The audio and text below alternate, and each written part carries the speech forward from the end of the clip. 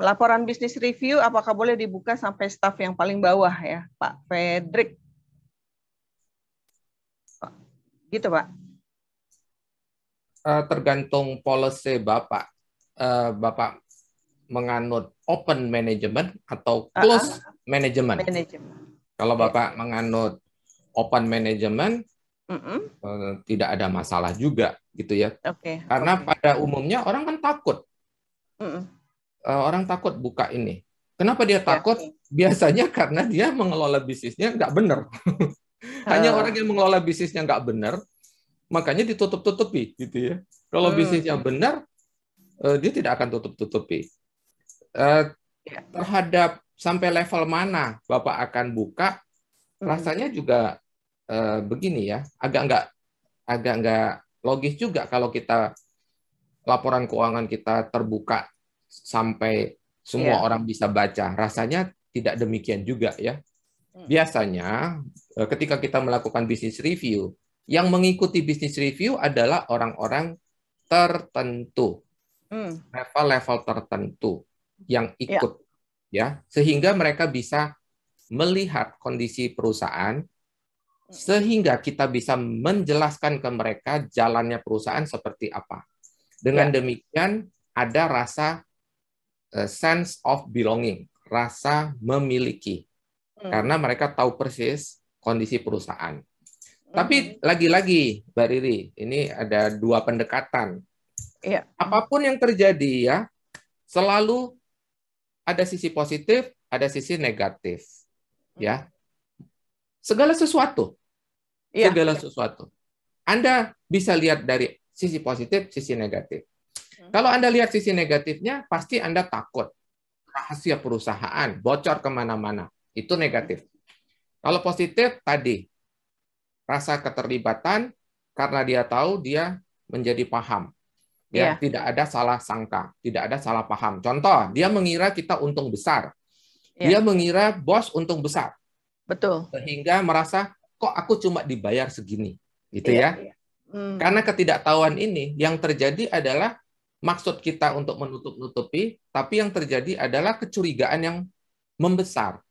Ya, kok aku dibayar cuma segini? Ini perusahaan untung besar. Coba lihat aja, penjualan kita sehari sekian ratus juta. Kok kita cuma dibayar sebegini? Contoh ya. Nah, akan terjadi seperti itu. Nah, pilihannya apa? Anda mau open atau mau close? Saya cari referensi ya, referensi dari guru saya, yaitu Mr. Sam Walton. Sam Walton bilang begini, open management, close management. Ada plus, ada minus, ada manfaat, ada mudarat. Sekarang bandingkan saja, lebih besar manfaatnya atau lebih besar mudaratnya. Menurut Sam Walton, open management yang dia pilih karena dia menganggap manfaatnya jauh lebih besar daripada mudaratnya. Mudaratnya apa? Bocor. Data kita bocor. Gitu ya. Manfaatnya jauh lebih besar. Ya, keterlibatan, sense of belonging dari orang-orang yang kita ajak bekerja sama, kemudian kepekaan gitu ya, kepekaan kepada, kan kita ingin membangun orang-orang kita supaya jangan bermental pekerja, tapi bermental sebagai entrepreneur ya, yang disebut intrapreneur. Mana mungkin itu terbangun ketika mereka ditutup matanya, ya, mereka tidak melek keuangan, karena keuangan adalah bahasa bisnis, ya, laporan keuangan itu bahasa bisnis. Anda disebut sehat, Anda disebut tidak sehat, dari mana? Ada laporan yang menyatakan Anda sehat tidak sehat. Itulah mengapa kita butuh laporan keuangan, gitu Mbak Riri. Oke, lanjut Pak Yudi ya. Proporsi gaji pegawai dibanding laba operasional yang sehat berapa? Laba turun berpotensi ke pengurangan pegawai untuk efisiensi. Oke, saya luruskan dulu ya. Semua rasio mengacu ke sales. Anda tidak membuat rasio lain, boleh saja. Tetapi yang namanya rasio selalu terhadap sales. Jadi apapun, contoh nih biaya operasi kita berarti 20%. Jadi angka yang paling kanan itu adalah rasio. ini adalah rasio. Sales itu 100%, semua komponen di bawahnya terhadap si 100% ini. Iya. Itu sudah pegangan paling utama. Jadi jangan lagi tanya kalau rasio terhadap yang lain-lain. Rasio selalu to Iya. sales, terhadap sales, ya. Baik, jadi saya akan jawab pertanyaan Pak Yudi tadi. Rasio biaya pegawai, biaya karyawan itu bergerak antara 4 sampai 6%. Ya. 4 sampai 6% terhadap sales, ya, lagi-lagi terhadap sales. Kalau Anda efisien, Anda bisa di angka 4%, bahkan bisa di bawahnya lagi. Tandanya Anda efisien sekali, karena sales Anda tinggi. Kalau Anda kurang efisien, kemungkinan besar biaya pegawai Anda menyentuh angka 6%. Kalau Anda makin tidak efisien dan tidak efektif juga, artinya sales Anda tidak bagus, maka otomatislah biaya Anda jadi bengkak, ya, rasionya jadi naik. Tapi coba kalau sales Anda tinggi, semuanya jadi turun, ya. Ini kan cuma permainan persentase terhadap sales. Kalau sales Anda naik, otomatis biaya-biaya tadi turun. Contoh ya, kalau sales kita yang tadi kan 1 miliar kita dapat. Kalau sales kita bukan 1 miliar, tapi 1,2, maka biaya operasi kita 200 terhadap 1,2 kan bukan 20%. Betul nggak? Biaya kita yang 200 juta, kalau salesnya bukan 1, bukan 20%, lebih. Maka dia akan turun. Betul. Itulah mengapa kita selalu, atau saya selalu ingatkan, efektif, efisien. Efektif artinya tujuan utama kita itu inilah.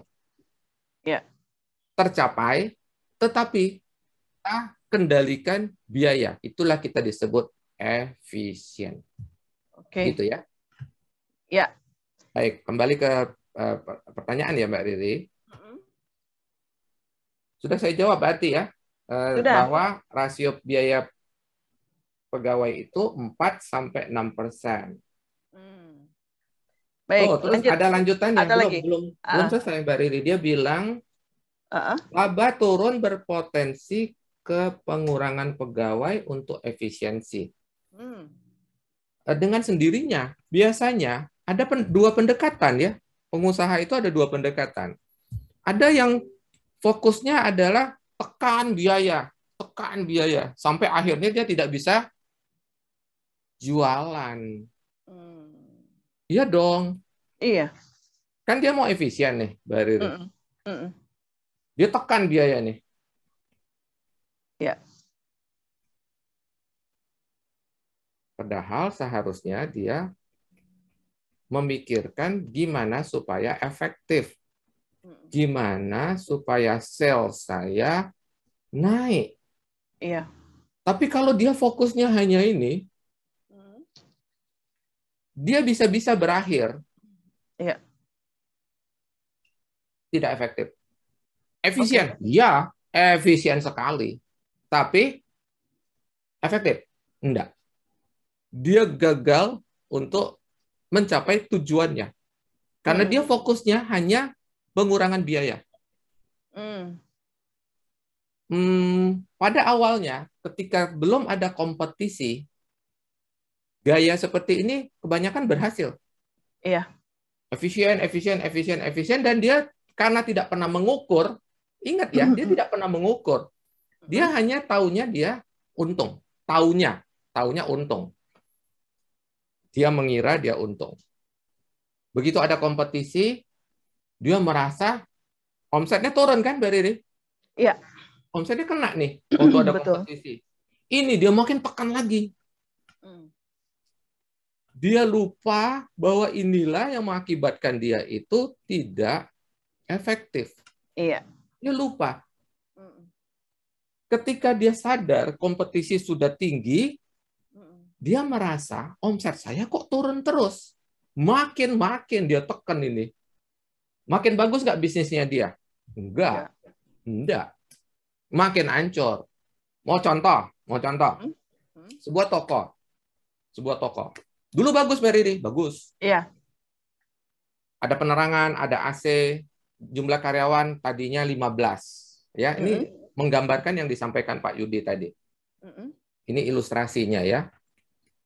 Toko, ada AC, ada lampu, ada pegawai 15 orang. Gitu ya. Waktu itu omsetnya bagus. Tiba-tiba ada kompetisi. AC-nya dia off-in, Mbak Riri. Iya. Listrik dia kurangin. Jadi beberapa lampu dia matiin. Tokonya redup. Tadi kalau saya percaya omongannya Pak siapa tadi, Pak Yudi, saya akan mengurangi orang saya ini. Iya. Sebentar, ini kenapa nih? Pen saya tidak jalan. 15 orang ini kita kurangin gitu ya, umpamanya.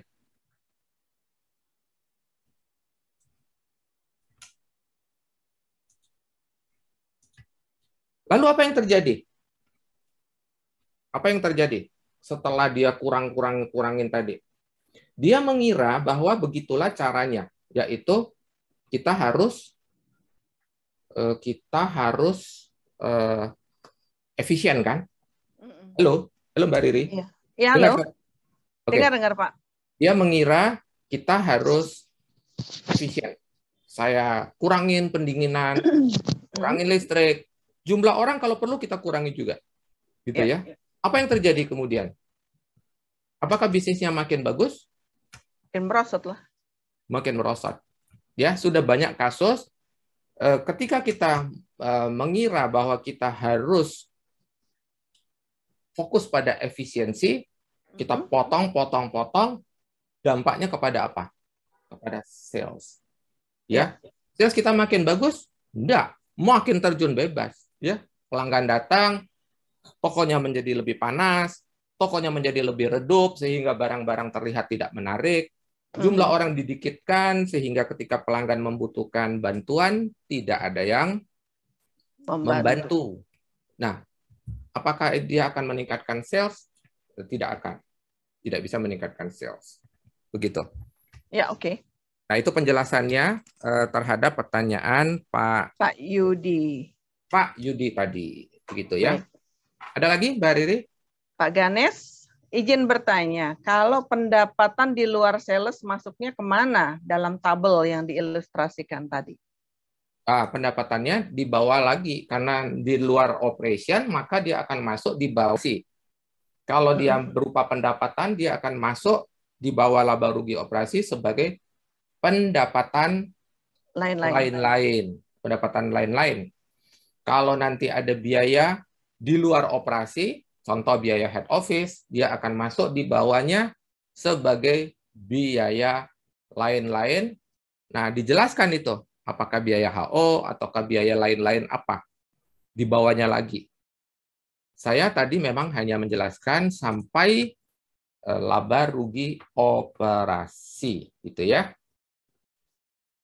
Lanjut, Mbak Riri, ada lagi? Silakan subscribe, like, and share jika Anda memandang materi ini bermanfaat. Sampai kita berjumpa lagi. Salam, grow, and prosper.